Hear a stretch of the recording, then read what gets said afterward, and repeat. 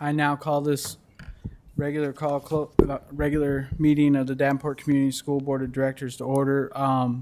I just want to note that Director Beck is not here tonight and Director Potts is participating remotely.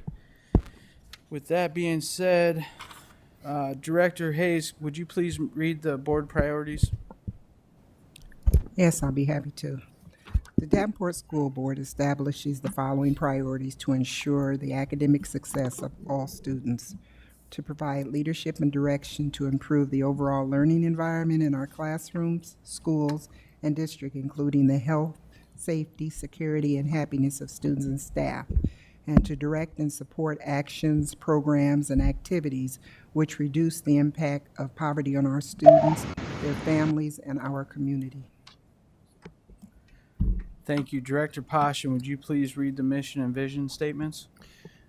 Mission statement: enhance each student's abilities by providing a quality education enriched by our diverse community. Vision statement: education that challenges conventional thinking, prepares all students to compete in a global society, and inspires our students, parents, staff, and community to answer the question, what if? Thank you, Director Poston. Up next for presentations, we have the presentation of the graduation, I forgot what I called it, Outstanding Spirit Award. I'm going to turn it over to Superintendent Schneckloff to kick us off with this. I know you're all anxiously waiting to see how this goes. Well, first of all, I thought it was an outstanding idea. Hey, Mr. Potts. I think it was an outstanding idea to establish this award. And really, this award is rooted into the fact that it takes a village to raise our children. It takes a group of people. And there's no better culminating event than at graduation where the iWireless Center, the MARC, the Quad City, whatever that place is called now, and the parents are asked to be silent, to not say anything. And President Goza had the idea of let's hear that support. Let's celebrate that. The heart of this award, it's going to be a symbol that's going to be in one of our high schools picked today.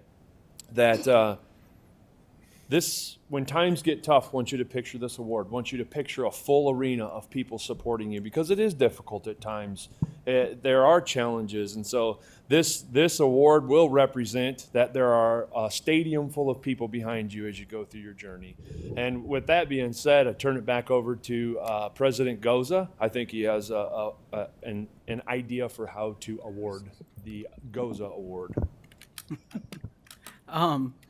What we're going to do, we'll have, Brenda, do you have little paper ballots for everybody? Right in front of TJ. Oh, in front of you. So we have little paper ballots. What we're going to do is each board member is going to vote, which it has all 4 high schools already listed on here. You're going to vote which one you think was the loudest and proudest group. And then we're going to hand them all over to Superintendent Schneckloff, and he is going to announce the vote tallies. Good. Give us 1 second. Let's do this. Mr. Potts wants to text me his vote. I will write it in. Mr. Potts, if you would like to text your vote into Superintendent Schneckloff, he can mark it for you.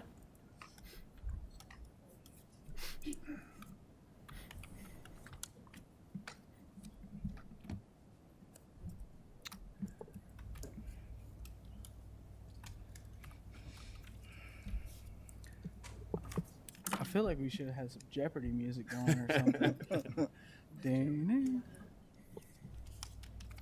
I don't know. I didn't. Okay.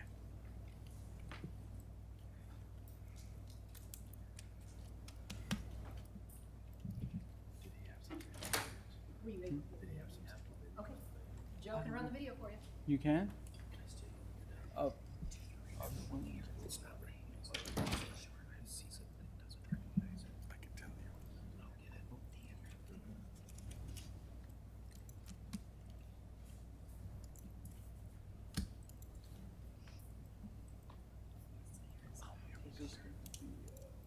I'll get it. I'm going to explain this. This is my first year as board president, so I went and had a trophy made. We're going to start a new tradition. This is a traveling trophy. It is called the Graduation Outstanding Spirit Award.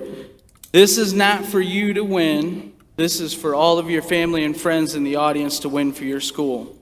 So how this is going to work, in a minute, I'll have you all stand up and look out and wave at all your family and friends that are here today to support you.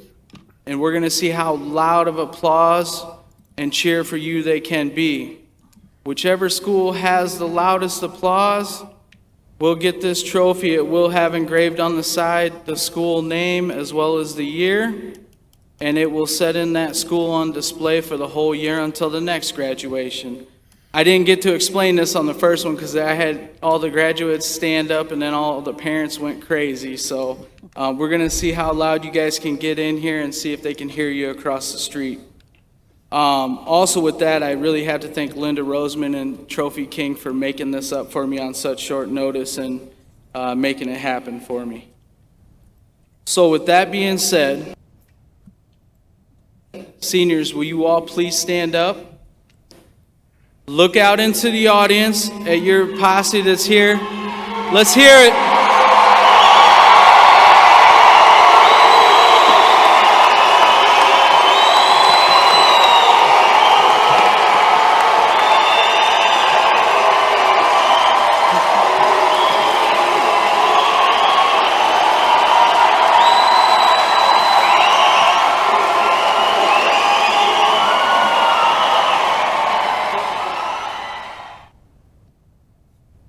Graduates, I'm going to ask you all to stand up. Look out into the crowd, find your family and friends, and wave at them. And I hope you guys are really, really loud.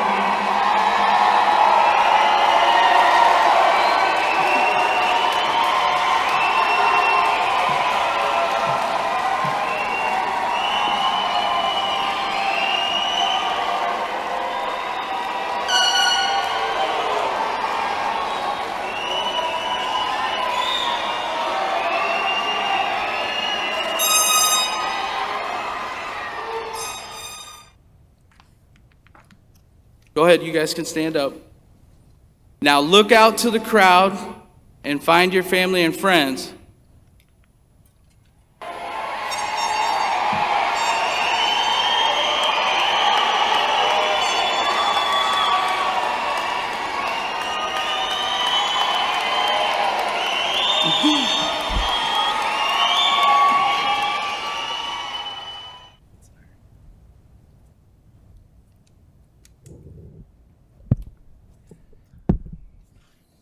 Thank you, Joe. It was way louder and more intense in person, I will say that, and especially being up on the stage and looking out and seeing all that, it was awesome. Are you ready with the... I am ready. I had this very dramatic read off in my mind, but the vote was unanimous. All 7 votes went to Davenport Central.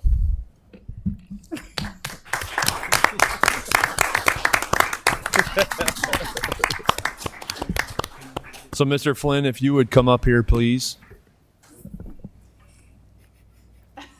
Oh, you got to give a speech, man.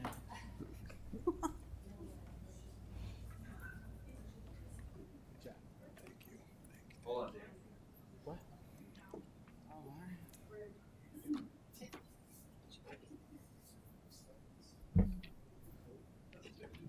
Speech? Come on. And no liquids on that. Okay. I just want to echo what Mr. Schneckloss said. I thought this was an outstanding idea. Our parents were revved up, and it truly is a celebration. And oftentimes, we don't get to treat it, at least during the ceremony, like the celebration that it is, and that it has the meaning that it does for the families and parents. So, honestly, on behalf of the graduating class of 2021 at Central High School and our families, thank you very much. We appreciate it.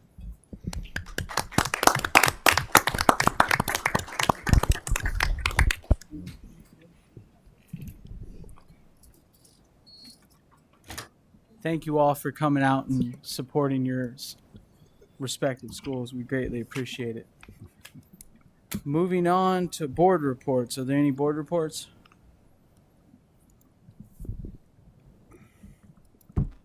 Director Postian. I'd like to thank Josh Hermansky, our operations director, spending some time with me last week. Part of a day we visited school properties other than school buildings, and just to get a feel for what's out there. And we will be starting on our long-range planning facility plans, and there's a lot of buildings out there that we need to take a look at and to incorporate into our plan.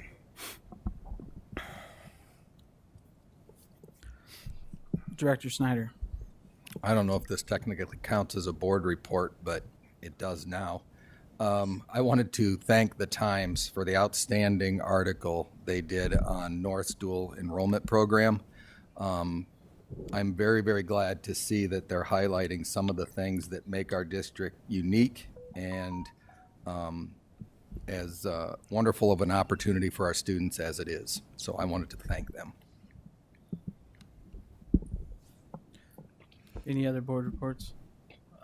I will echo what Director Snyder said. Mr. Watt, it's nice to see you back in person. We appreciate it. Also, I can't believe no one else jumped on this, but we had a committee of the whole right after graduation, so which we probably should have not had a meeting after that. But again, graduation was awesome. For all the staff and everyone that helped put that together, as well as thanks for indulging me and letting me get them to get loud and proud, because sometimes they get a little weird on that stuff. So, but again, congratulations to all the graduates, all of our staff that helped them get there and make that day a great day. So I appreciate it very much. Any other board reports? Director Hayes. And echoing that graduation, Central was so loud you could actually feel the stage rumble a little bit, so there was spirit there. But on another note, the board would certainly like to express our sincere condolence to Director Klein Jerome in the passing of her mother on last week. Her visitation and services were last Friday and Saturday, so we extend our heartfelt condolence and sympathy to you and your family. Any other board reports?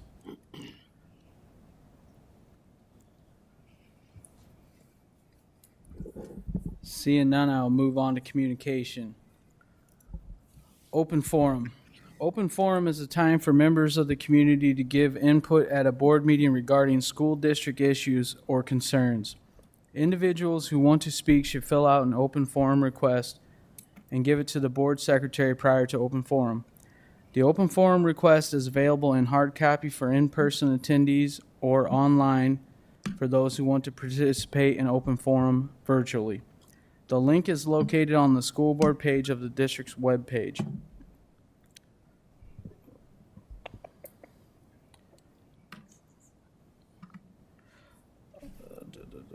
The link is of the district's webpage. For those who want to participate virtually, the request must be emailed to Brenda T. at tbren@davenportschools.org by 3 p.m.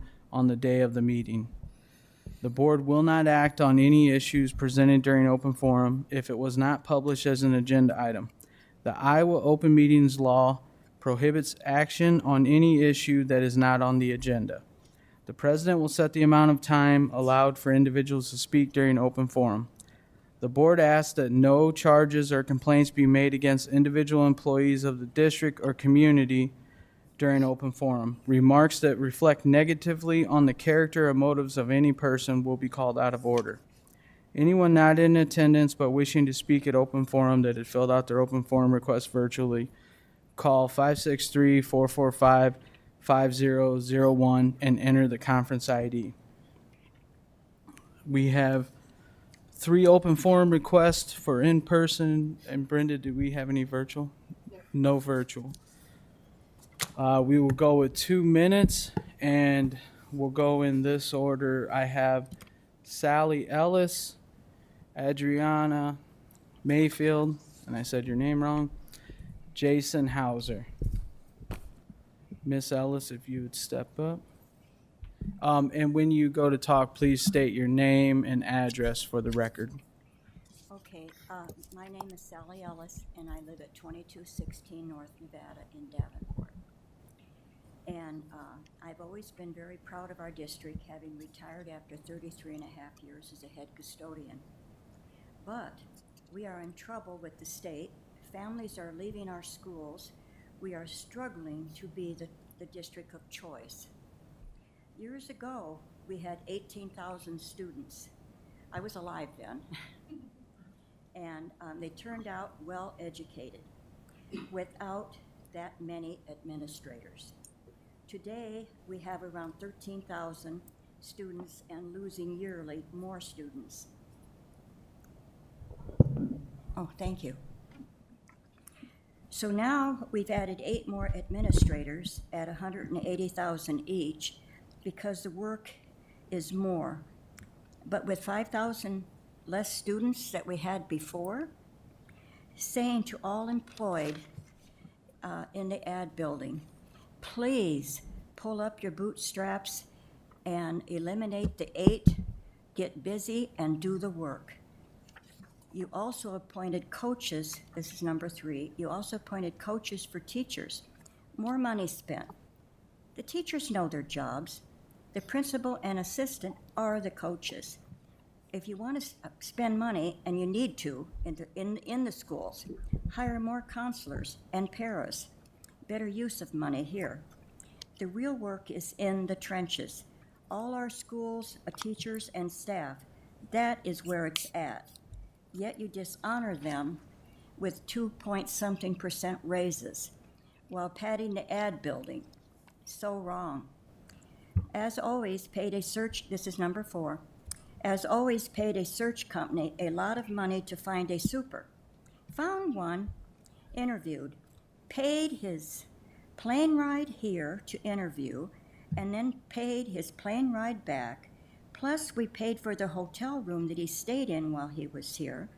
And then when we chose him, get this, we paid his moving expenses, all with taxpayers' money. Employed about 3 years, maybe a little more, and now we're paying for his retirement deal. Then the administrators was filling in the job to start with, gets the job, as he should have. So much for the taxpayers, so much money wasted on the search. Our district, this is number 5, our district hard up for money, you sell school building. We put millions into it for peanuts. Huge monies offered that would have helped all of our students. You turned that down. Guess it's no matter. Asking these questions, because I don't know the answer. Did you agree to pay for utilities after the sale for 2 months for that building?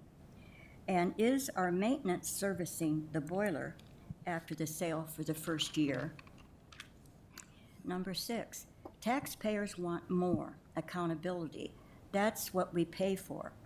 I would suggest that as your term, some of the board members, not, I don't know all of you, I don't know anything about you, could possibly go ahead and retire so that we have fresh faces on the board, not be on it for so long. And I'm also objecting to too many yes votes for every motion presented. With all of our state problems, we could have new members to give us a fresh try to save our district from the money hole and state problems that need fixing. Thank you for your time and thank you for listening. Thank you, Miss Ellis. Next up, we have Miss Mayfield. Again, when you step up to the mic, please say your name and address for the record. Okay. Hello. Most of you guys have already met me. I'm Adriana Mayfield. I am a senior at Davenport Central. I live at 1143 East Denison Avenue, Davenport, Iowa. You want to introduce yourself? I'm Anaya Smith. I'm also going to be a senior at Central High School. So today we came to talk to you guys. We are kind of concerned right now about Davenport Central girls basketball not having a coach. It's been about 6 weeks for us since the hiring and interview process had started, and we still have no feedback on a coach, if there's even a recommendation of a coach, anything. It was brought to my attention that both North basketball boys and West girls, their interview and hiring process started after ours, and they now have a coach filled in the position. I think our biggest issue is, especially as a team, we had a conversation. We feel like we're at a disadvantage right now because June 1, we're able to start high school workouts, summer leagues, tournaments, and pre-COVID summers, our freshman year, we did camps, we did North Summer League, we did tournaments, we worked out 3 nights out of the week. We haven't been able to do any of that. And I think the last 2 seasons, we've had really good building seasons, and this is a huge setback for us, not being able to get into the gym this summer without having a coach. Without a head coach, we can't do anything. So hopefully this is something that can be resolved a little quicker before summer comes to an end, because we need to get into the gym immediately to work out. Anything you got? Okay. Thank you, guys. Thank you, ladies. Mr. Hauser, you're up. Again, make sure you state your name, full name and address for the record, please. Hi, I'm Jason Hauser, 781 West Walcott Push- Road, Oh, it's on. in Walcott, Iowa. I apologize, I'm very nervous. I'm not a public speaker. I actually never envisioned that I would feel the need to come and address you guys. I personally believe that Iowa is a place where the majority of people genuinely do care about our children and our children's future. However, it recently came to my attention, the Mississippi Bend Area Education Agency had mandated for their staff and teachers to take critical race theory training.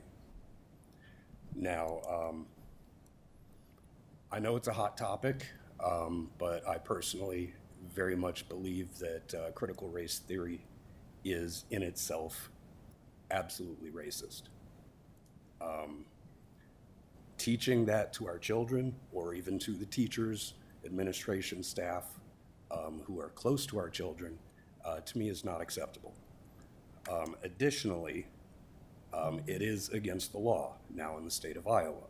House File 802 was passed June 8th, which does explicitly prohibit the teaching of divisive ideas, racial and sexual prejudice, and so on.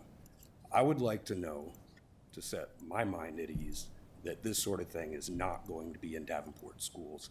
I'd also like to know, because I couldn't really find out, what exactly the Mississippi Bank Area Education Agency, what their authority, if any, is over the Davenport School District. Thank you for your time. Thank you, Mr. Hauser.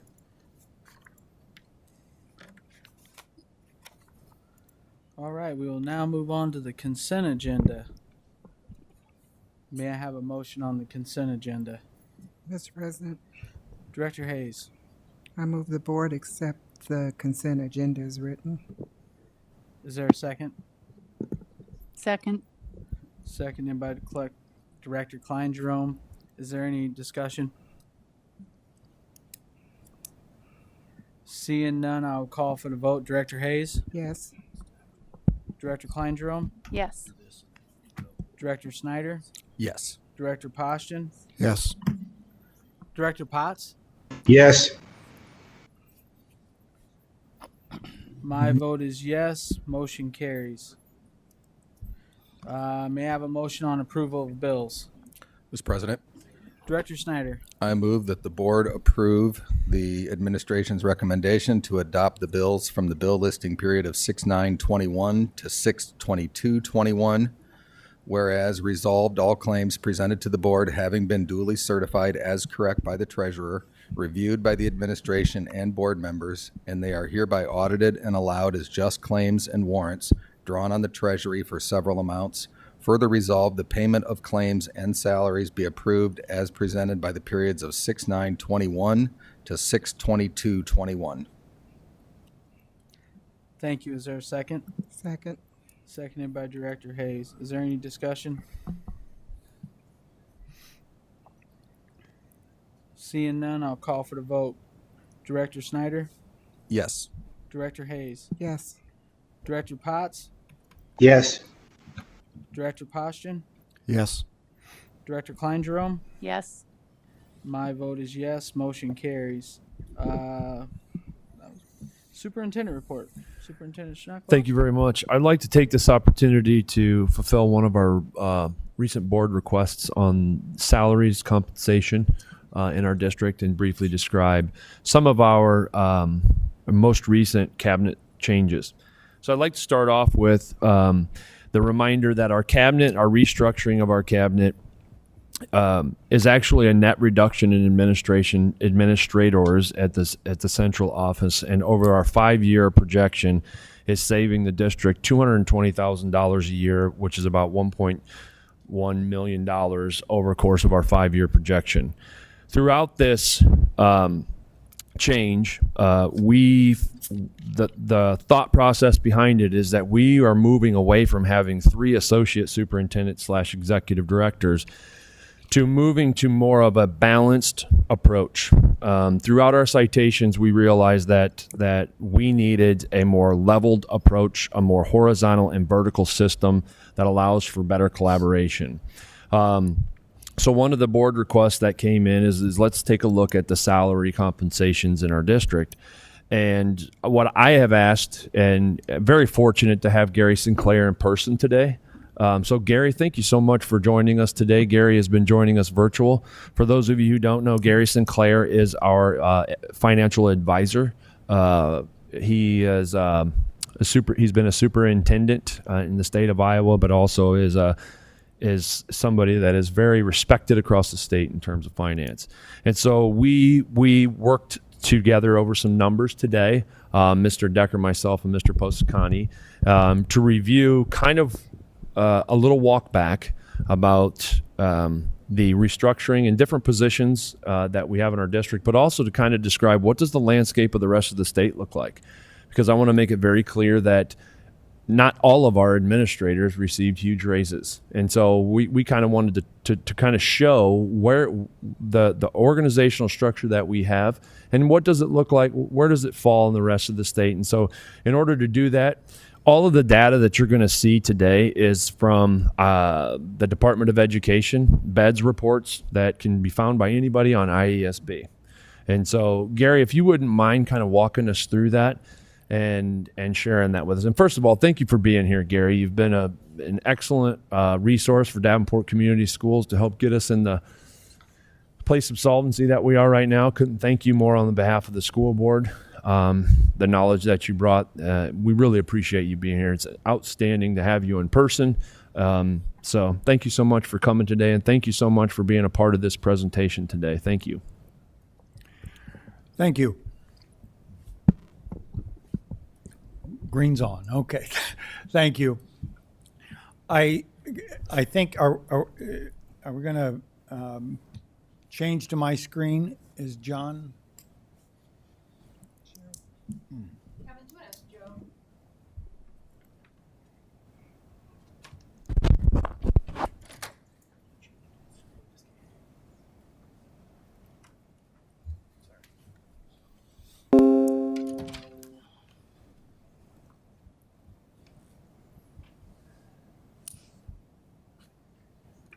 Brenda, I just sent it to you in case something happened. So.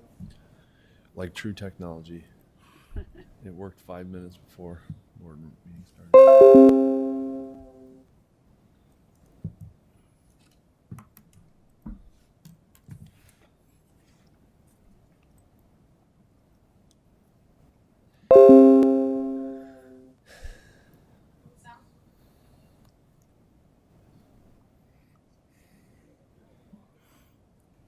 Yeah, we may have to bring it up on.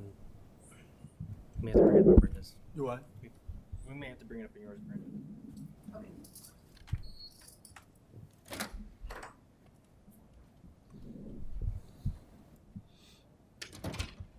Did you get mine, Brenda? I think he had it up once.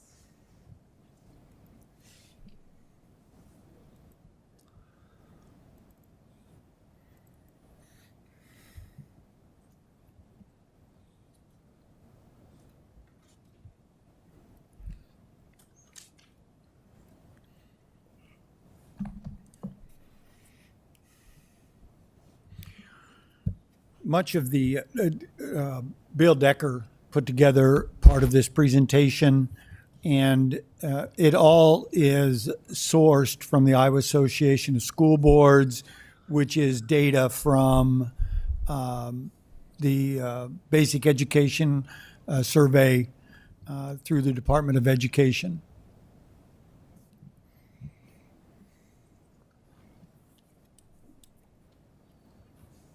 Would we start here again? No, the one on the right, the Uen Comparison. What we've done is to put together the urban educational network districts, the 8 districts that are the original members of that group, the larger districts in Iowa.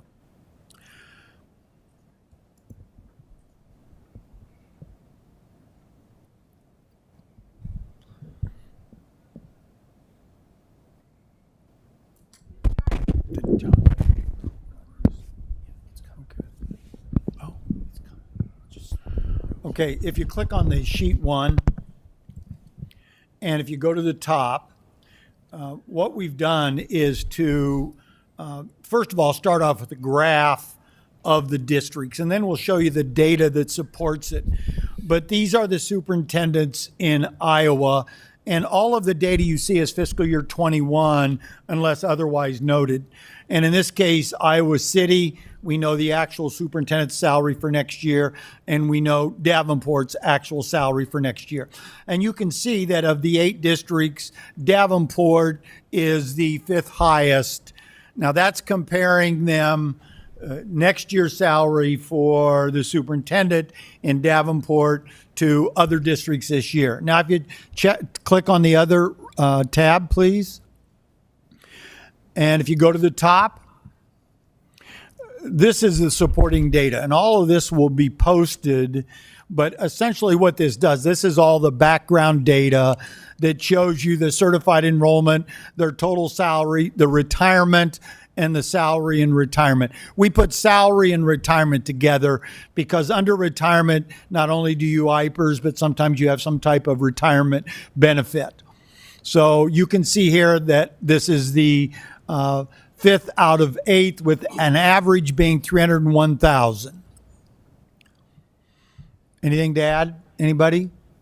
Okay, if you just cursor down here, we'll show the charts, but this is assistant superintendents. Now, for next year, Davenport doesn't have any assistant superintendents. So you can see that this year, fiscal year 21, Davenport's assistant superintendents would have been 6th out of 6 in comparison to the other school districts in the UEN. The reason there's only 6 listed, if the districts don't report data, we can't pull it. So obviously that's why it's 6 out of 6. But part of the strategy was not to have assistant superintendents. So what we have is the Davenport regional directors for fiscal year 22. And you can see their salary is about 180,000 total. And I think, and again, I'm going to tell you my basic understanding was that by doing away with assistant superintendents, that they were going to have regional directors that were going to be somewhere between building principals and assistant superintendents. They were still going to supervise principals, so they needed to be higher than principals, but lower than assistant superintendents. And that's why there are no assistant superintendents. I think there were 3 cut at the district level. So that's why we show assistant superintendents and then the Davenport regional directors for fiscal year 22 separate. Bill or TJ, anything to add to that? I think it's critical to note that that is exactly the reasoning for that. We don't have associate superintendents.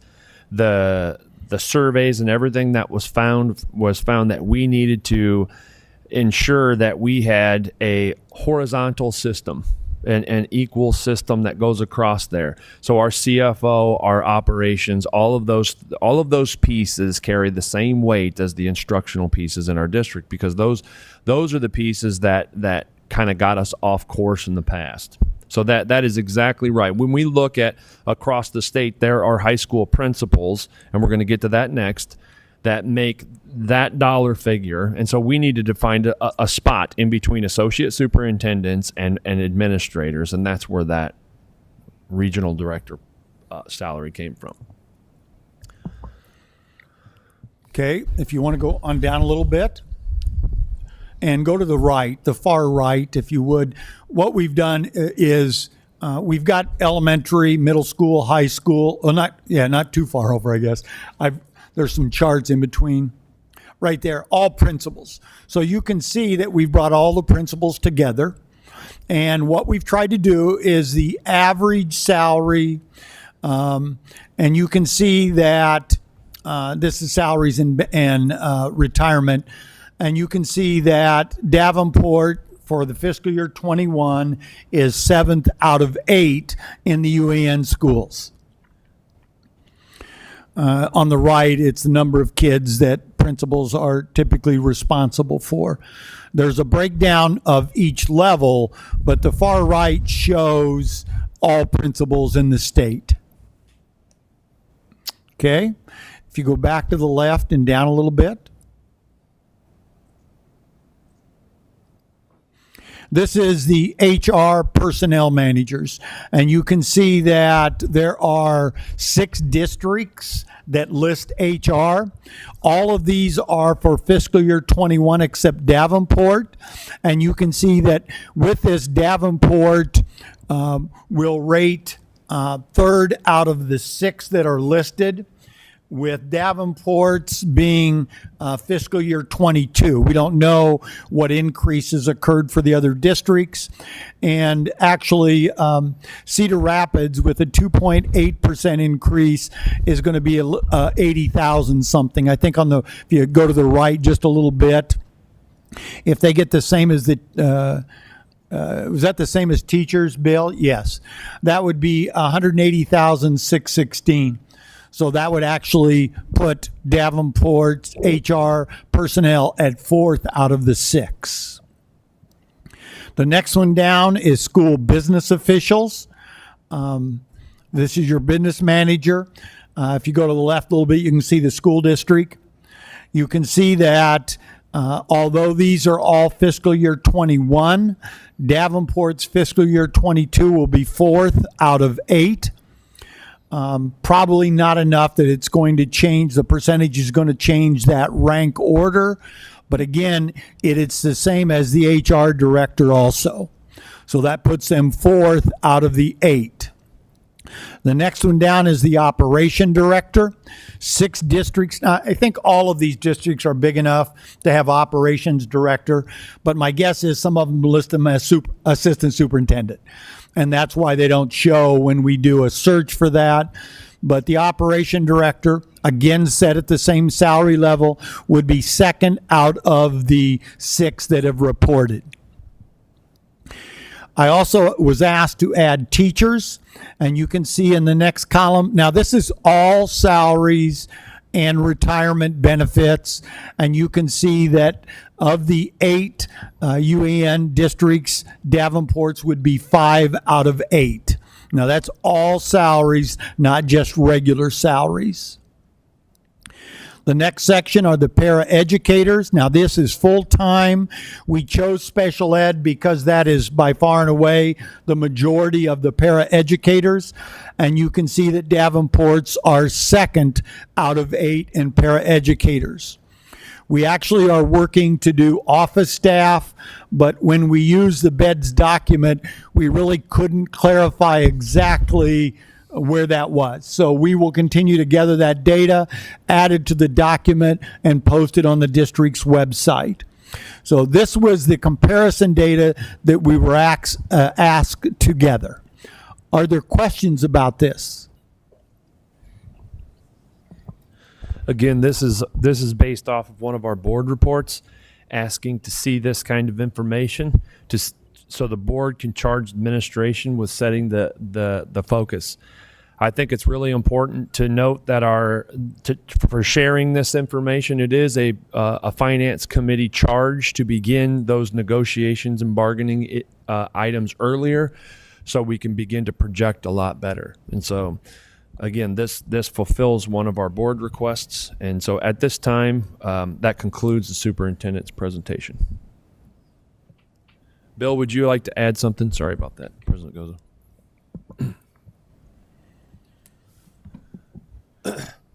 If I missed this, I apologize, but I really don't, because I want it to be emphasized. The total effect of this is $220,000 per year, and if TJ said that, he looks like he might have. I'm just re-emphasizing that, and it is a reduction in the number of administrators for the district for FY22.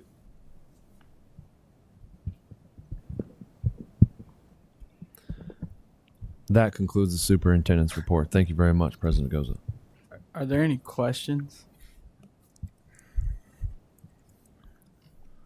I have one myself, and this might be a Gary question, or Kevin, whoever can answer it.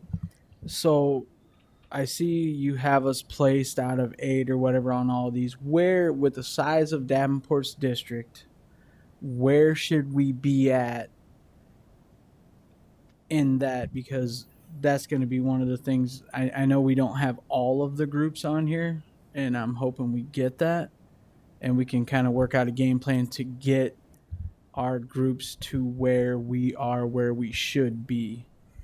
So my question is where should we be rated out of that 8?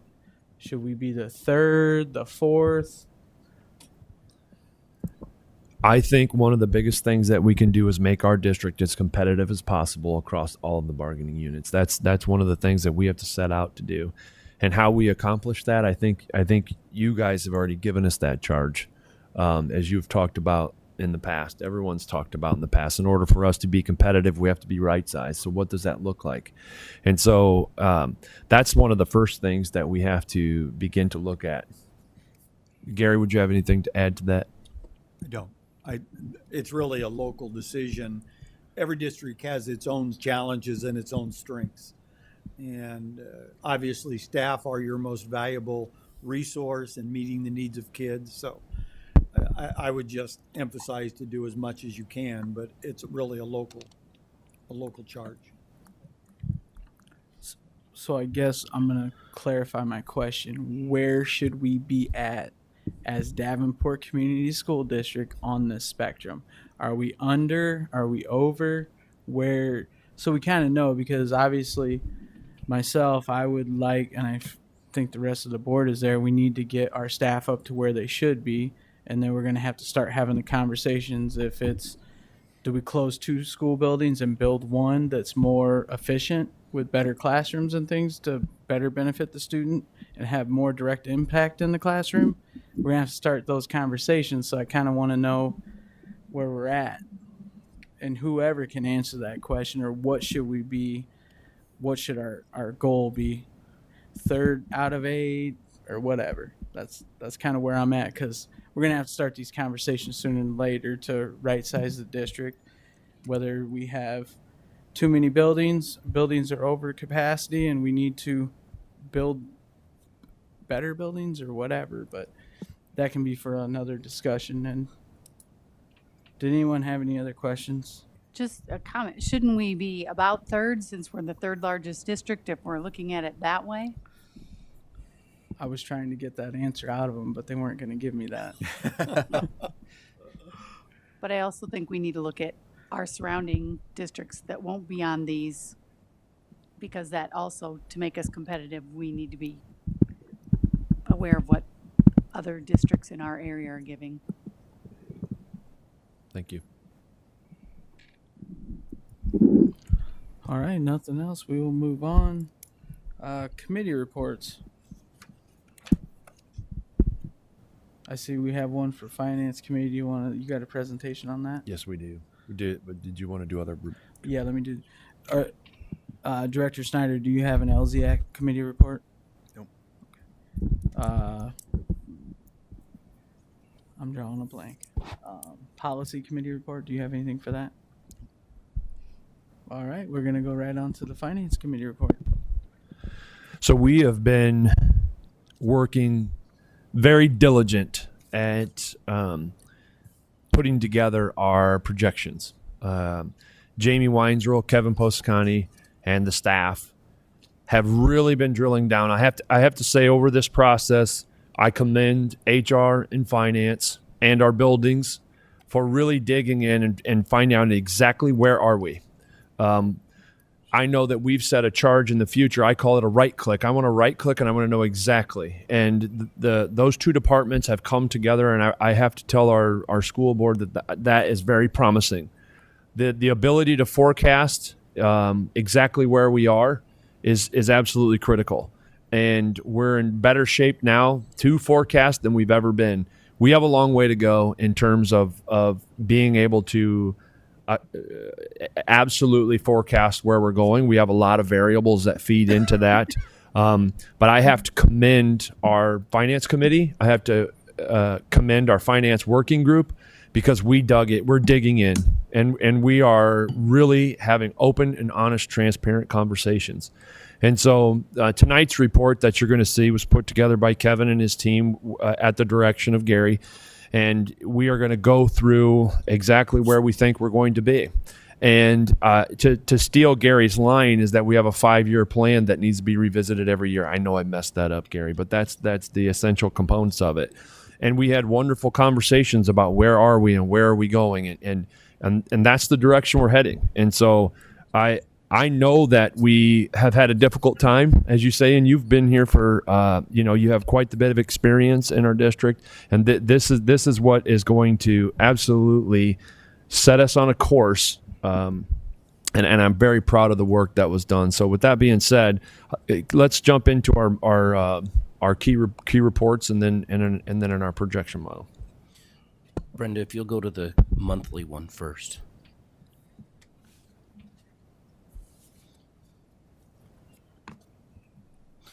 So first of all, this is your monthly report, and you'll notice that this is through the month of May. We're pretty well done with June, but June is our end of fiscal year, and a lot of heavy lifting that our staff will be doing to get accruals and so forth. But just like I do every month, remember this is 91.67% of the year at this point in time. The key parts of this that I put in yellow, there's one I did not. When you see the federal revenue on the first half of that page is sitting at 68% of the budget. We know that's lagging behind, but we also realize that the state is a little bit slow in making their federal payments. Also remember, this is 2 of the 3 months into the quarter, so those revenues that we should expect to get are quarterly.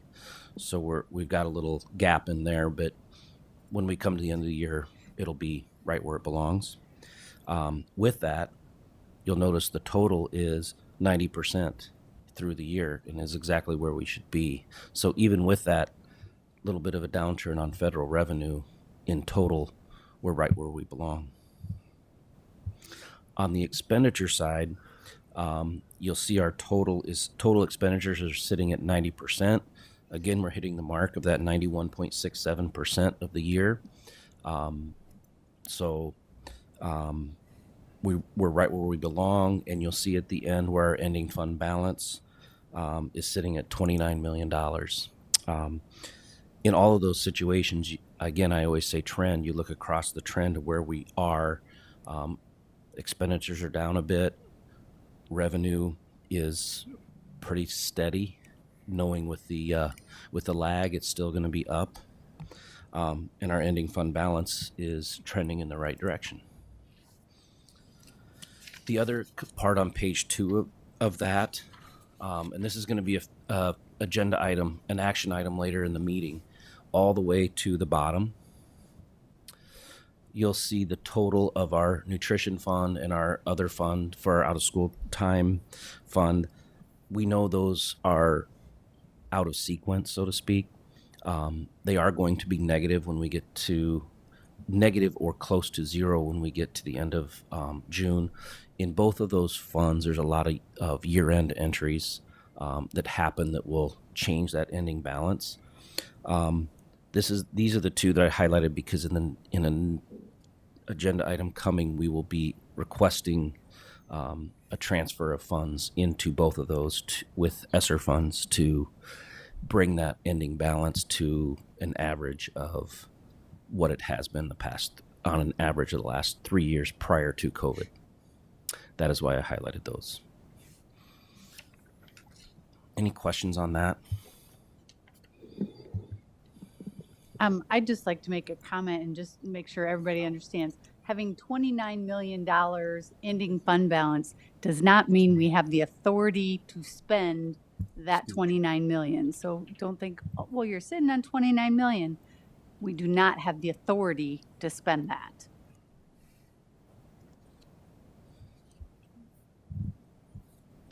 Okay. Other questions? I am, as I look at our projection, I'm concerned about the federal dollars. That got us in trouble last year. And that's one of the reasons we ended up so close. Our federal dollars were way down last year. And we expect them to rebound, but I'm concerned about where that's at right now. I hope that we have spent that dollars and that we'll get because our spending level is where we expect it to be. But the federal dollars concerns me, and I hope it's something that we do get in the next month and a half.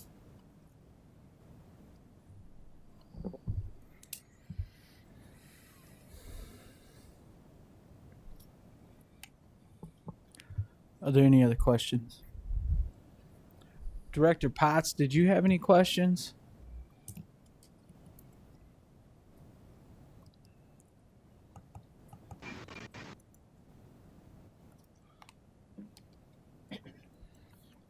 I'm going to say that's a no. And you have another report to report on, Yes. correct? Brent, if you go to that other report.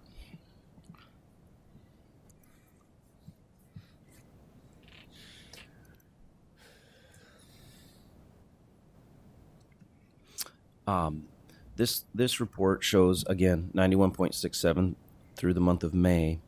And you'll see our trends of our key measures. Our unauthorized budget ratio is that first one at 5.6%. Yes, that's in the low end of the acceptable level, but when you look at the trend going across, it takes a little while to get that moved up, but we're trending in the right direction. We're very close to our budget. We're a little bit ahead of where we projected budget. So that's good news. And on the annual unspent authorized budget, where you see that we're sitting at 95.4% of the budget used. June is a little bit lighter month. I know that's higher than the 91%, but June is a short month for us in the general fund. So it's still a little bit ahead of where we projected, just by 0.1%, but it's right where we're anticipating. And on the solvency ratio, you'll see it's at 12.7%. Again, that's trending in the right direction. It's at a healthy level, so we're solvent and we're doing pretty well in that area. If you go to the last page, and I said this before last month, but if you remember, we had to amend our budget with some adjustments for some errors, for some calculation errors. You'll see our projected budget in the yellow is at $213 million, and in all four categories, we are still within our variance. It's something our auditors will look at, and it's not unusual for schools to be a little bit under in one of those categories, but I believe we're going to be just fine where we're at. So our amendment was a good choice for how we adjusted that. We had to adjust it, but we adjusted it in the right way so that we're within our published budget. Any questions on that?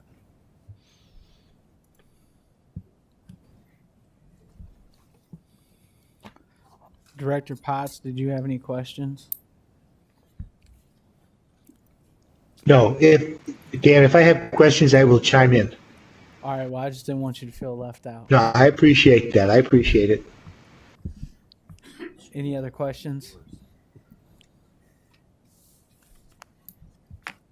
All right, well, thanks, fellas. We appreciate it. Thanks for making the drive all the way down here, too, Gary. We greatly appreciate it. I think I'm going to start the next piece. Is that right? Absolutely. Okay. So, Brenda, there was a Word document that I sent you.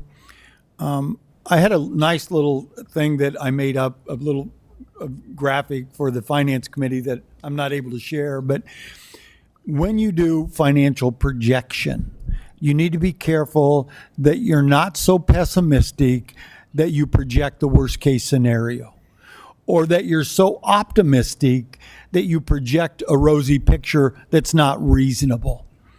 We need to do what we think in our best professional judgment is correct.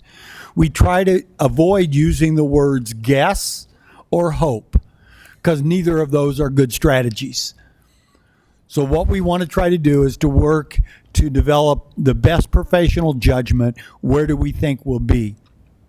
The quote that TJ was looking for is, this is a 5-year model with a 1-year decision-making cycle, is that before you actually have to make decisions, you will know data. Right now, we know the data for next year. But before we make decisions about fiscal year 23, we'll know enrollment. We'll know supplemental state aid. We'll know taxable evaluation. We will know those variables so we can make changes. But I want to talk just quickly about how did we get here tonight. First of all, we started with our base in October. We looked at all of our salaries and benefits for October. That's our base in our modeling. We then subtracted the mid-year reductions. 14 regular ed teachers, 7 special ed teachers, and some outside of general ed. And then mid-year, we transferred about $650,000 from our regular general fund expenditures to our title programs in our general fund. Now, the numbers 1 through 5, we covered extensively with the Finance Committee. And really, the biggest piece is we looked at staffing. Jamie and her team looked at where were we last October when we developed this base. Where are we today, and where do we think we will be next year? There's an extensive spreadsheet that was developed to clarify all of the different levels and where we have been and where we are going. We took an extended look at our special education balance. It continues to vary some, but not greatly. We looked at the state compliance cost, how much it's cost the district under the state's compliance requirements.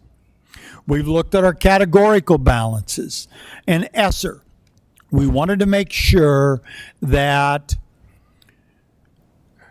all of our federal dollars, all of our categoricals were spent, so we didn't project a positive balance that was based on our categoricals. So we tried to take those out of the equation. We then went and worked with the Finance Committee on our key revenue assumptions. We worked with the Finance Committee, that's in Forecast 5. And we worked with the Finance Committee on our key expenditure assumptions. So that's the background of how we got here today, is that we've worked with the Finance Committee to come up with an agreement of what do we think is our best professional judgment for what's going to happen in the future. With that being said, we're going to present to the board the key assumptions, not 150 of them, but the key assumptions and the results of those assumptions. I would ask that at the next meeting, the board take action to approve those, because this needs to be a board projection model, not the Finance Committee, not the superintendent, not some individual. So at this time, unless there's questions about how we got here, we'd like to look at the key assumptions. So Brenda, if you could go to that report that says the board ready report. Did you email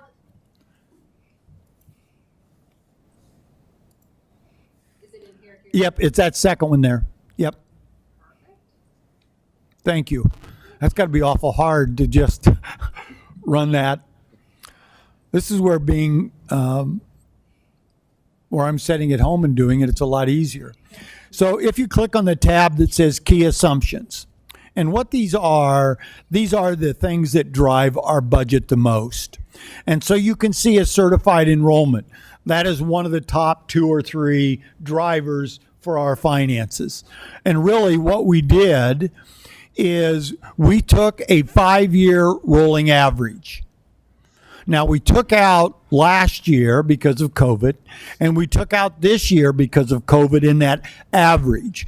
But we've really done a 5-year rolling average. And you can see from that we see that although we're going to be up this fall, because we think we'll get some COVID enrollment back, we're down anywhere from 170 to 200 students a year for the next 4 to 5 years. Underserved enrollment, we have increased open enrollment out by 85 kids. Now, to date, I think we've got about 84 that have open enrolled out, a lot due to the most recent change in Iowa law. Preschool enrollment, we see rebounding back to its previous level. Supplemental State Aid, we've put it 2%. If we set this at 0 every year because we want to be pessimistic or we want to be conservative, we don't need a report. It is a train wreck. So what we've done is what we think is the most reasonable. Dropout prevention, we've set at our maximum. We've put in the instructional levy at the current level. Cash reserve, we've actually varied to get a tax rate. The public typically wants one thing, for the tax rates to go down. But if they can't go down, at least to be consistent. So we've set the tax rate at a constant amount. We actually think that in the next few years, it will be able to fall some. But we've set the cash reserve high to keep it at that level. Taxable evaluation, we've got a 2.5% increase. When we look at our SBRC, if you look down, you'll see our special ed amount. We've included what the state recently approved for asbestos. We've included what we plan to request in the fall for the state compliance cost and all the other things that go into the SBRC. In that bottom section, you can see our changes in salaries and benefits, our purchase services, our supplies and property. The next section talks about staffing changes. And you can see that for next year, we've got quite a few. That we actually show that our gen ed staff is down about 15. Now, we had retirements of 14 gen ed and 7 special ed. So really, we're not down as much as we thought we might be, but most of that has been changed to categoricals at the federal level. We've actually, we show a 2.6 reduction in administration. We actually have more paras. We have some technical positions down, office clerical down, and operational down. Those are all reductions that we plan on for next year. And this is really Jamie and her team's work at looking at where we were last October, where we are now, and where we think we will be. Now, we have intentionally not built any reductions in for the future. That is something that we will likely be able to do or need to do if we go down 180 to 200 kids a year. If you go on down, you will see our projections of our PEPL, our regular and voted PEPL. and then our management fund dollars. We've tried to start to build management fund to maintain the level that we're at. This single page tells the board the key assumptions that we're making about the future. Once you get a chance to look at this, and when you come back next month and we're ready to vote on it, if you're not comfortable with the enrollment, if you're not comfortable with the supplemental state aid, we need to talk about that. Because this is your projection, your decision-making model. Are there questions about the assumptions or anything that the Finance Committee would like to add?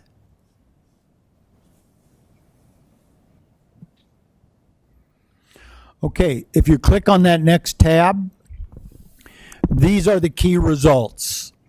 The first thing we'll see are our fund balances. Now, you can see that our cash and general fund trends down, but we still have a substantial amount. You can see all of our other funds maintain a reasonable balance. Now, capital projects, and in your case, that sales tax, we've not developed a sales tax plan yet of what we're going to do for facilities. So that number won't continue to grow. Our debt service, which is borrowing from sales tax, will end in 25. So in 24, we're actually using the accumulation that we have. The next section is the tax rate. And you can see it's been set at 15.20. Yes, 15.29. And again, I think that will be able to trend down unless we get some unexpected outcomes at the state level. Surtax, we do not have any. And at the bottoms are the two big measures. What happens to our unspent balance? And in fiscal year 19, the district was negative $12 million. We expect our unspent balance to grow over the next several years, so we come up with a balance that is closer to 10%.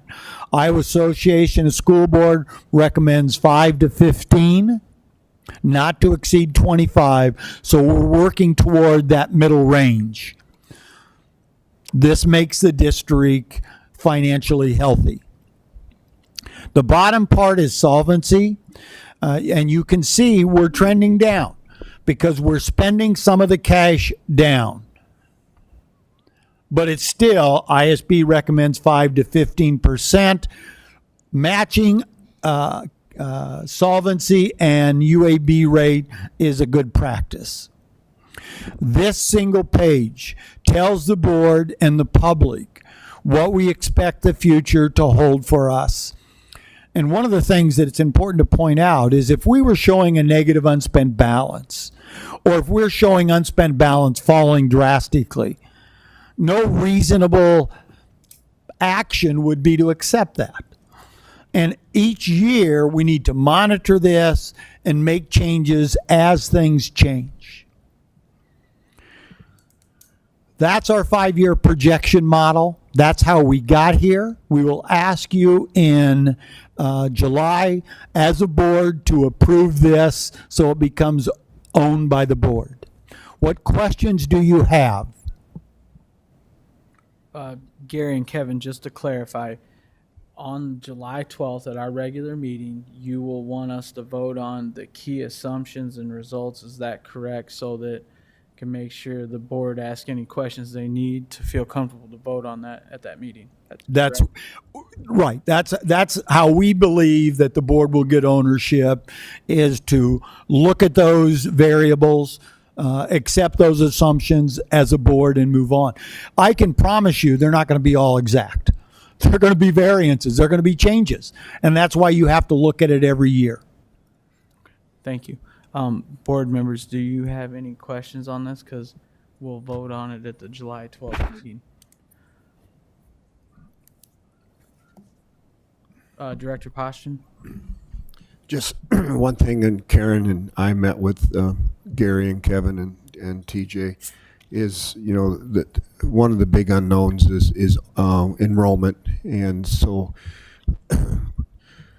we may have to make some adjustments once we know what the certified enrollment is. And but going into next year, we're okay. It's the following year where there could be, you know, some big differences, and so then, you know, that will impact what we have to do with the budget.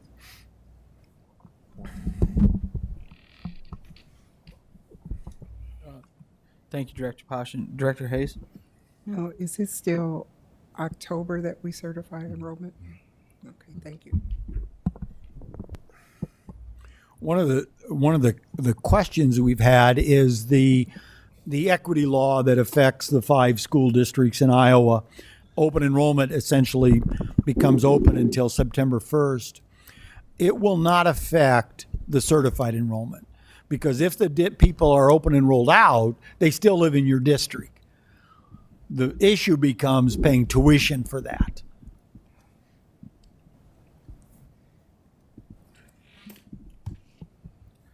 Is there any other questions or information you would need to be able to vote on this at the next meeting? Mr. President? Director Potts? Yeah, I would think with that out-migration that we're dealing with now, we need to develop, superintendent and his team need to develop a plan to combat that, to be very proactive and very effective in making sure parents and students understand the advantages and the program advantages that exist in this district for them. Because if we cannot stem the declining enrollment issue in our district, it's going to be a continuing anchor on our ability to advance. Thank you, Director Potts. Any other questions or comments? Is there any more presentations? No, I'll that's cut the 'em off final this time. presentation. Well, thank you again for coming. Yep. I prematurely thanked you last time, but thank you again. Yep. All right. We'll move on to items requiring action. May I have a motion on subject 9.01? Mr. President, Director Hayes? I move the board approve the yoga in school service agreement with challenge to change in the amount of $60,000. Second. Seconded by Director Kleindrum. Is there any discussion? Seeing none, I'll call for the vote. Director Hayes? Yes. Director Kleindrum? Yes. Director Snyder? Yes. Director Poston? Yes. Director Potts? Yes. My vote is yes. Motion carries. The reason why you might not hear a lot of discussion is because we've already talked about this at a previous meeting. Just so everyone knows, we try to talk about it at one meeting prior, so if we need more information, so we're not voting on it all at once. May I have a motion on subject 9.02? Mr. President, Director Snyder. I move that the board approve the administration's recommendation to approve ST Math annual service renewal agreement with Mind Research Institute in the amount of $51,933.50. Second. Seconded by Director Kleindrum. Is there any discussion? Seeing none, I'll call for the vote. Director Snyder? Yes. Director Kleindrum? Yes. Director Potts? Yes. Director Hayes? Yes. Director Poston? Yes. My vote is yes. Motion carries. May I have a motion on subject 9.03? Mr. President, Director Snyder. I move that the board approve the policy committee's recommendation and approve policies 501.02, 501.16, 502.01, 502.02, 502.06, 502.09, and 503.03. Thank you. Is there a second? Second. Seconded by Director Poston. Is there any discussion? Seeing none, I'll call for the vote. Director Snyder? Yes. Director Poston? Yes. Director Hayes? Yes. Director Klein-Jerome? Yes. Director Potts? Yes. My vote is yes. Motion carries. May I have a motion on subject 9.04? Mr. President, Director Hayes. I move the board approve the fund transfer of $41,000 from ESSER funds in the general fund to be moved to the out-of-school time fund. Is there a second? Second. Seconded by Director Klein Jerome. Is there any discussion? Seeing none, I'll call for the vote. Director Hayes, Yes. Director Klein Jerome, Yes. Director Postian, Yes. Director Snyder, Yes. Director Potts. Yes.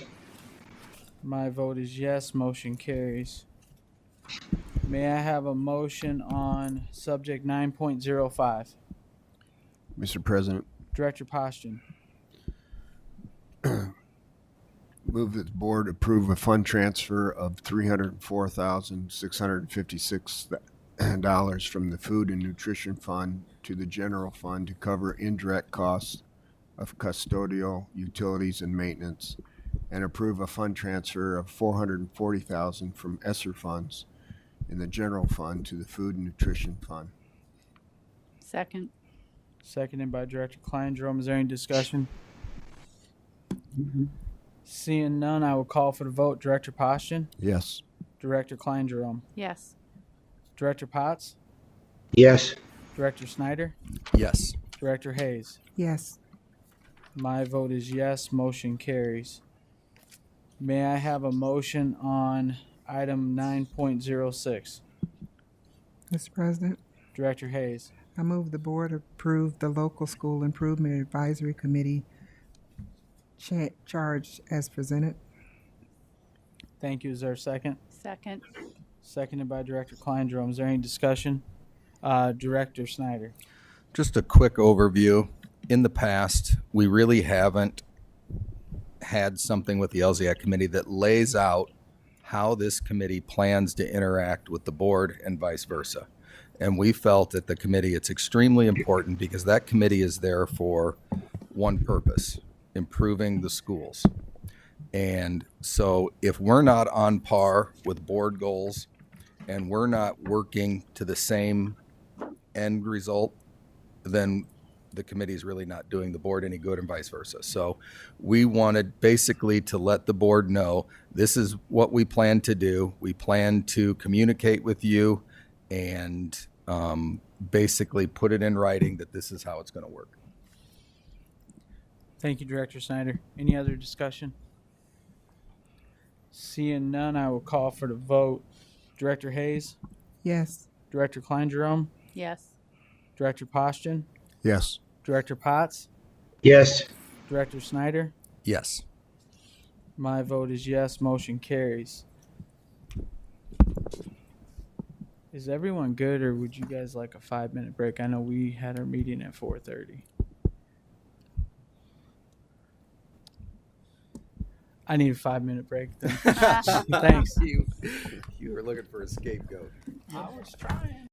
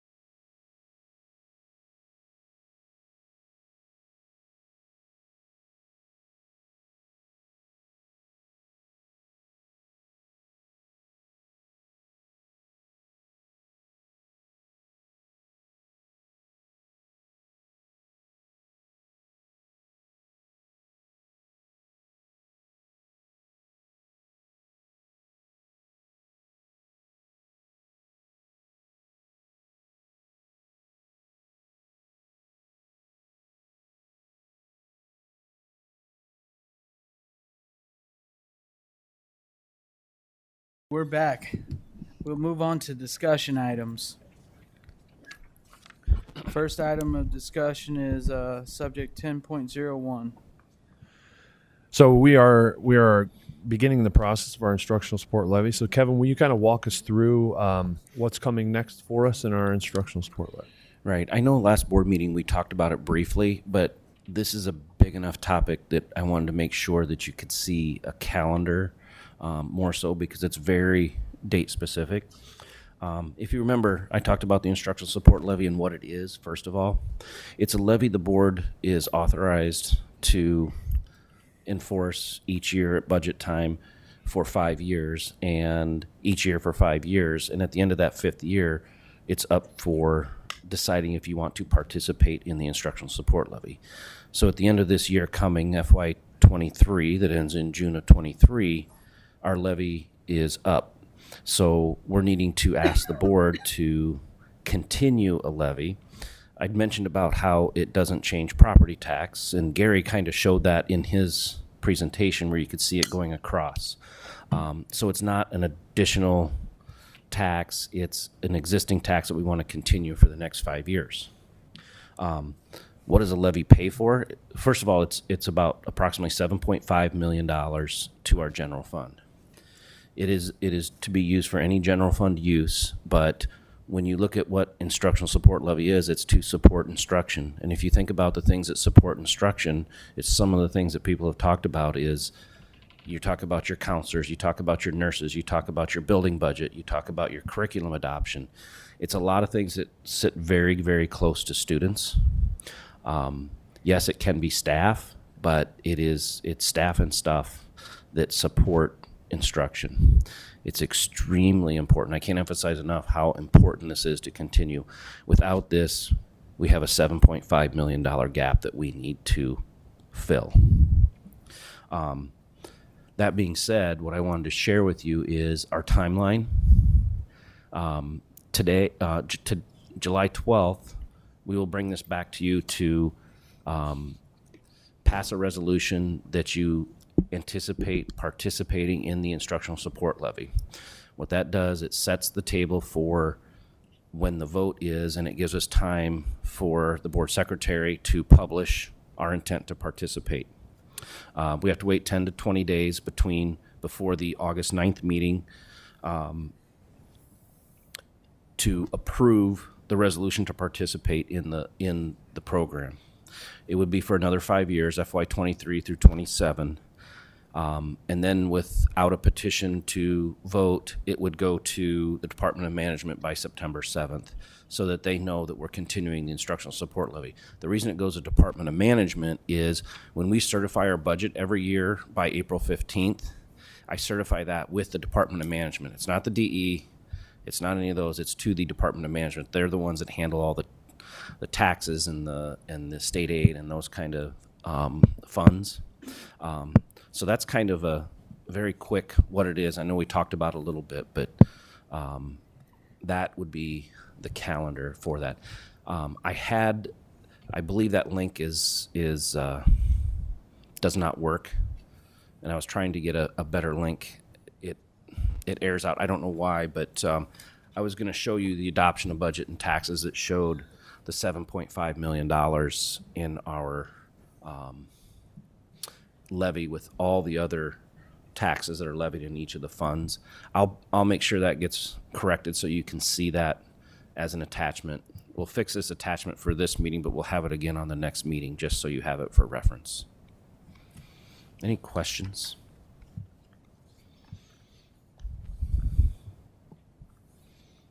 Doesn't look like any. Thanks for putting a timeline in here for us. You bet. That's it for that. I just got to double check. Thank you. Yeah. Director Snyder. I guess just one obvious question. Is there any reason in the world why a district wouldn't? I didn't go back and count, but I bet you I would be willing to venture that 95% of the districts have an instructional support levy. You would want to have it. There's no reason not to. It's you would be cutting into funds that would pay for teachers if you didn't. You're going to have to pay for instruction to pay for textbooks and those kind of things. And if you don't have this levy to help pay for that, you're going to be cutting into your other general fund dollars, which goes directly to staff salaries, which is your most important asset. Yeah, I can't think of one reason why a district wouldn't have this, because if you don't, it is directly at the expense of students' education. It's robbing the students. You're exactly right.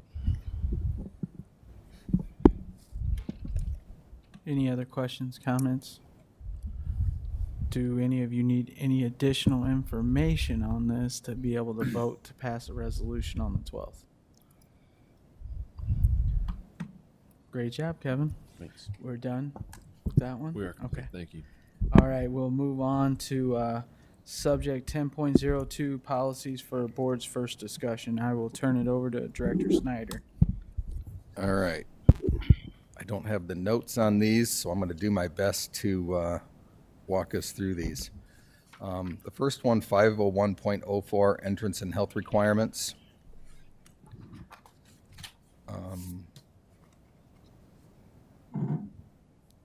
I think we were turning this over to have our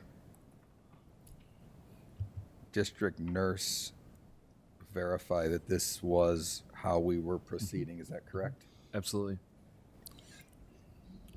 Other than that, are there any questions on this?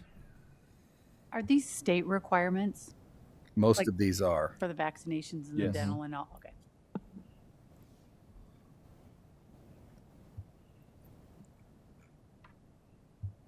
And again, this is just the first, and I apologize, I don't have the notes on these. I didn't know Allison was going on vacation, or I would have asked her for them, so I apologize. But if you have any questions on these that you think of later, by all means, shoot us an email.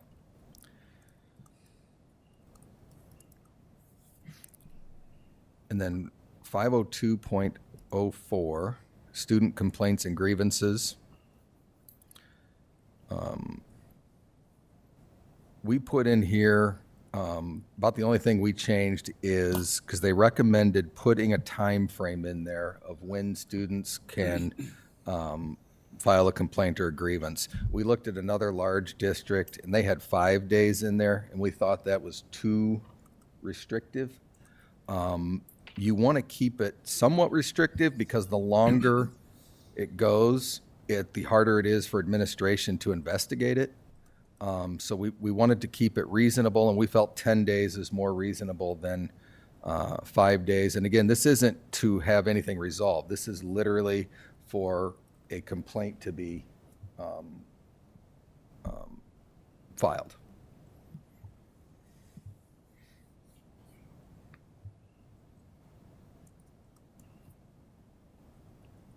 Any comments on time frame or questions?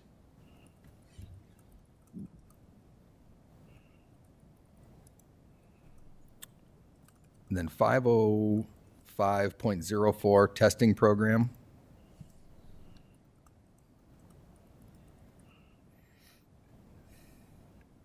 I don't think we really changed anything on this.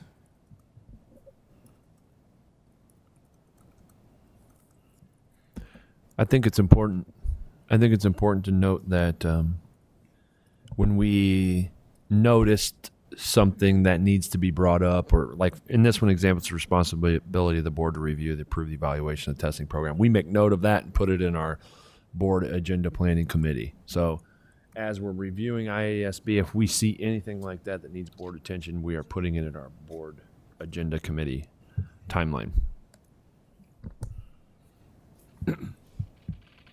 So this didn't look like it had any changes on it, or changes recommended anyway.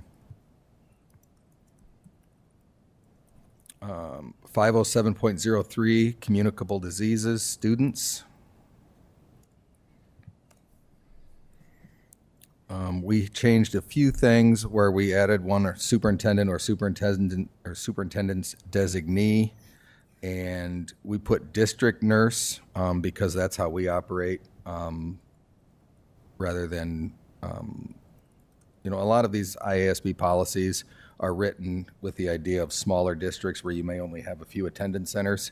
When you have 20-some attendance centers, the wording is going to be a little bit different. So here, for us, it's district nurse and superintendent or superintendent's designee. Other than that, we hadn't recommended any changes other than those.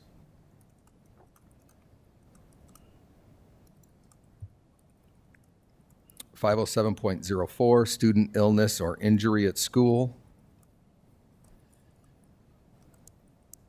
Again, added superintendent or designee, and again, district nurse.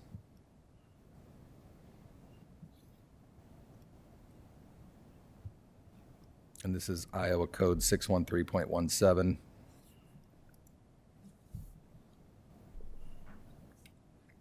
Policy 507.05, emergency plans and drills.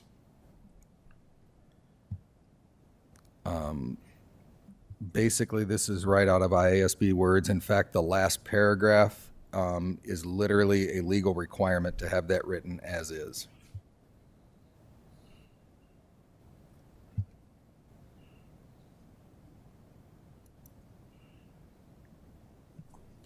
Student insurance. This, we did make some changes according to what the IASB had. We felt that requiring health insurance in a diverse district like ours could be it could exclude some kids, and we certainly don't want to do anything to exclude kids. The other thing we talked about at the policy meeting is we do have a way that if a student does not have health insurance, they can actually get health insurance through the district. It's the same insurance that the teachers, that our staff, everybody has in our district, and all they do is pay the small, that their portion of it to get insurance for that student for that activity period. Did you say the activity period? Yes. You want to turn your microphone and say that so everyone can hear? Sorry, my question was it for the activity period or the year, but confirmation is just for that activity period. I believe it was just through the time frame of that activity, but I could verify that for sure. Hey, Jamie, I'm sorry, I'm a little slow on the uptake. Under your emergency plan and drills, it does not specifically talk about Alice,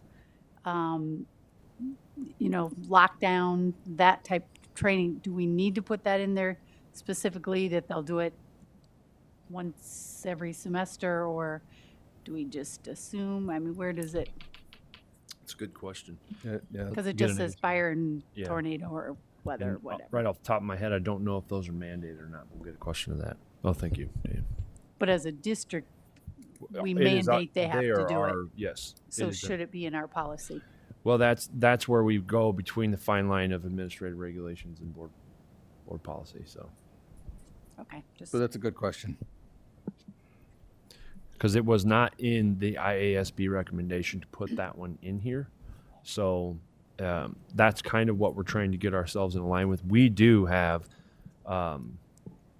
administrative regulations about that, so it's a good question. We'll double check on that one.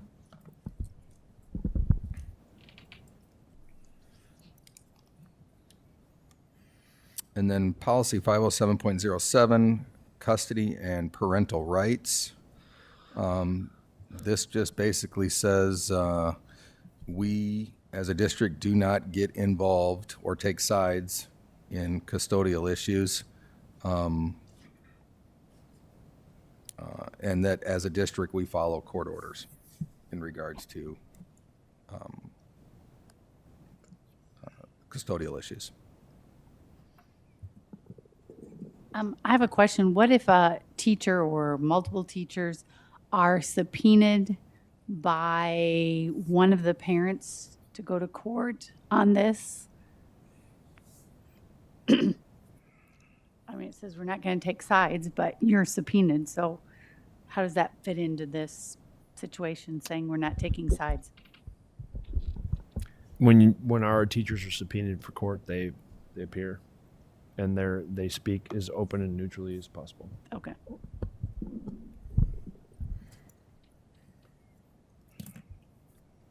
Uh, 507.08, Student Special Health Services. This is a mandatory policy, and again, all we changed in the second paragraph was added superintendent designee or designee.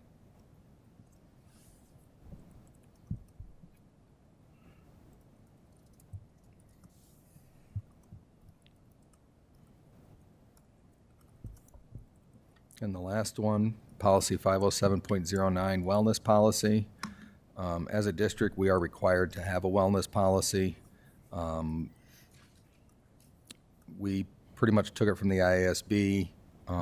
We had to, I believe in here it talks about you have to list certain, school districts are required by federal law to have at least one wellness goal in each of the goal areas identified in paragraph 3 of the sample policy. These goal areas include the following: nutrition, promotion, education, physical activity, and other school-based activities that promote student wellness. So most of this we took right from IASB. And we just put at the top where it says insert school district name, and we plugged in our school district name.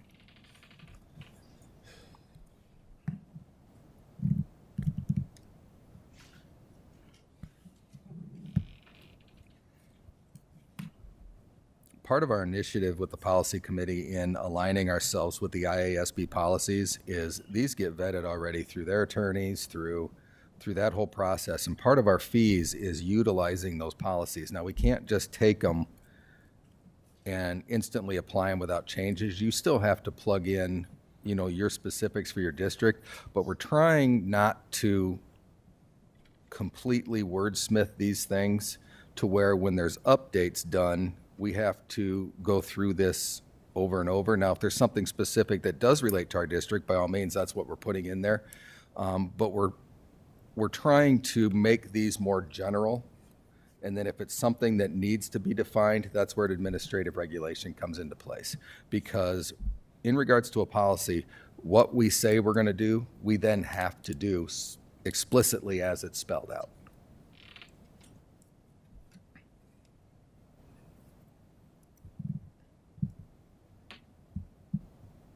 And that's it for first discussion on those. And again, any questions or anything, feel free, give us a call, give us an email on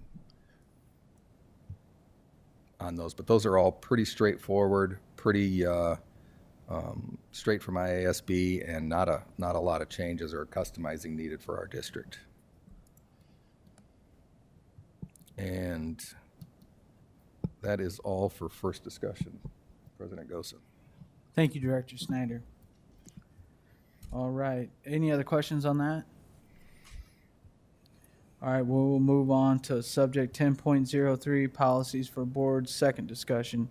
Again, I will turn it over to Director Snyder. With these, this is the second discussion on these. I'm not going to go through these one at a time. We've already discussed them. Does anybody have any questions on any of these, or was there a request made that we didn't address?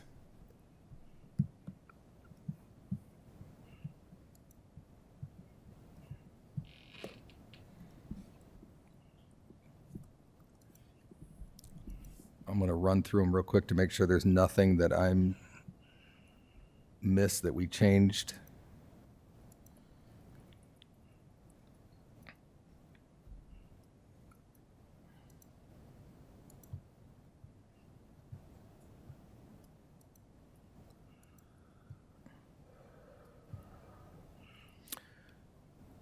I think we talked about this before. On student activity program, we talked, there was different options that we could choose in regards to students in athletics and if they can participate in athletics outside of the school while they're participating in a school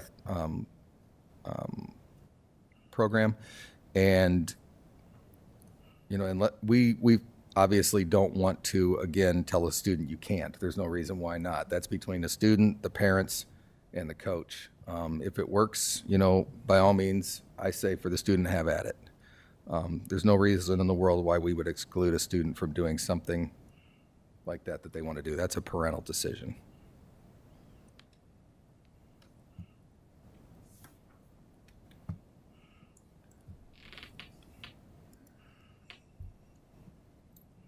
Other than that, pretty much these are word for word how they were with our last discussion.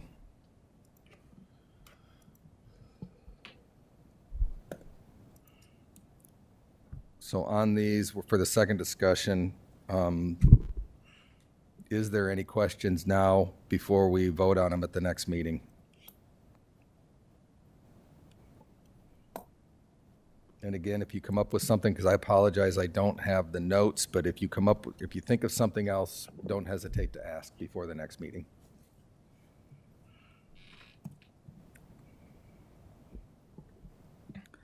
Thank you, Director Snyder. Are there any board requests?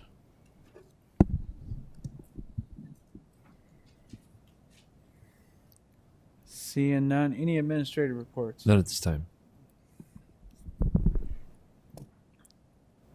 All right. Right before we adjourn, everyone knows the routine. We'll go around the room. I will start with Director Potts first tonight. Really? I guess I would say I found of the most value and the most important to me was that presentation of the Finance Committee with the spreadsheets talking about where our financial future, and specifically the one that was projecting the enrollment for the next few years. One, it gives us the opportunity to monitor our own finances, to keep us on the straight and narrow. But two, I think it gives us a target to reduce that number of declining enrollment. Whether it's from declining enrollment from people choosing to leave our district, or declining enrollment because we're not attracting people to move to Davenport to come to our schools. It's a target, it's a goal, it's an opportunity, and that's what we need to seize upon. I know I'm like poor Johnny One Note on this, but the future of this district lies in financial stability based on enrollment.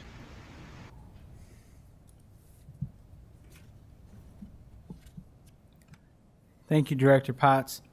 Director Klein Jerome. I also appreciated the salary comparisons so that we got kind of an idea of where we stand on the different positions.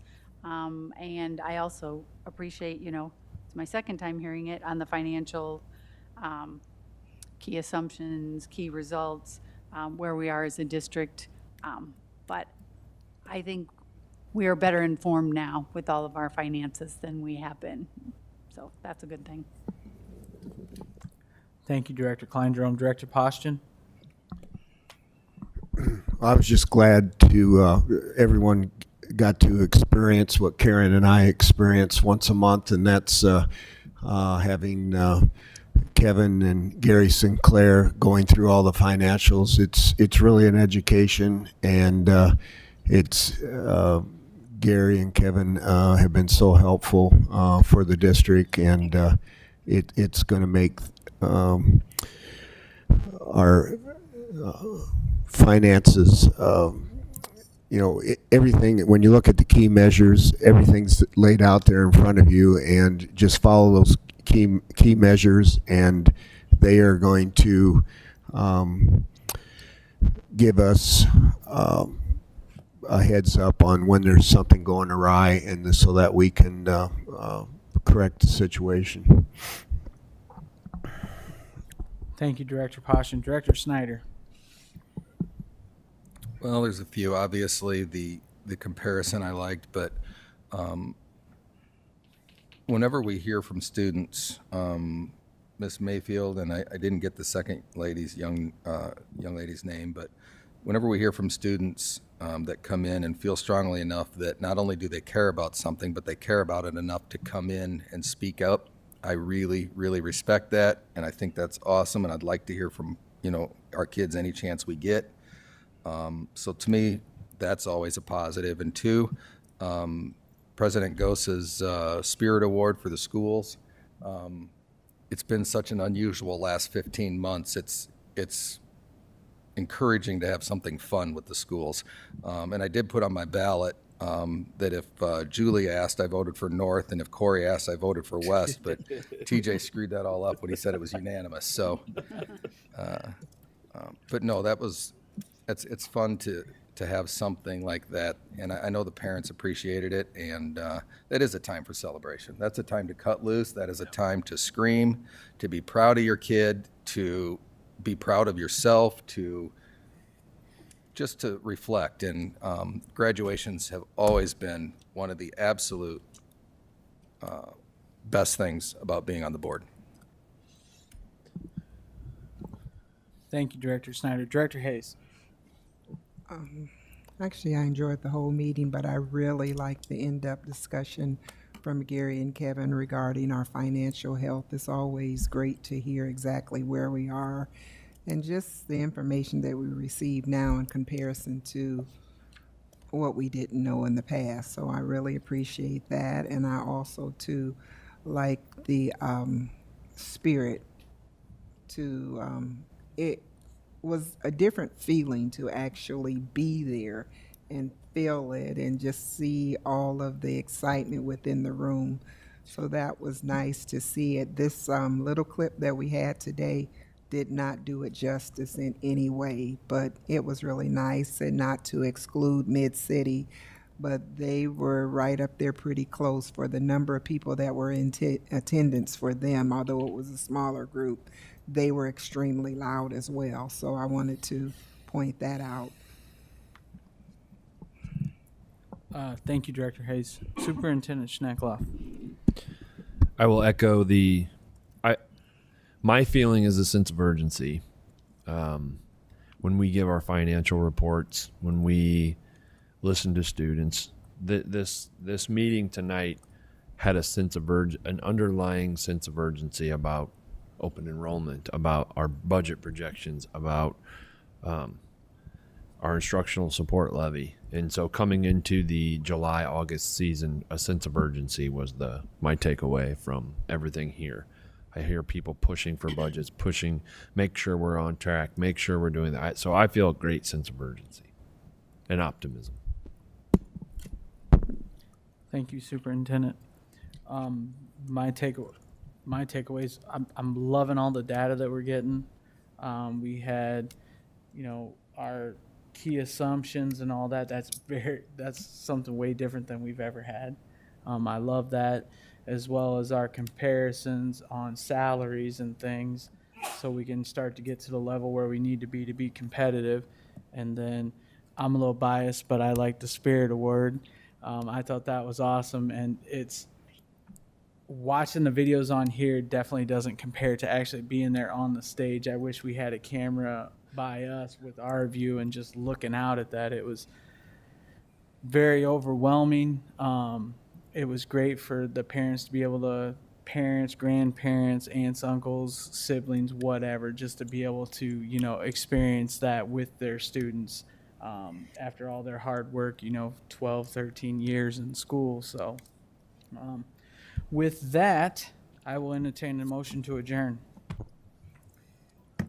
So moved. Is there a second? Second. All those in favor? Aye. Aye. All those opposed? Ayes have it. Meeting adjourned. You got me. Thank you, sir. I wonder if this was on the floor.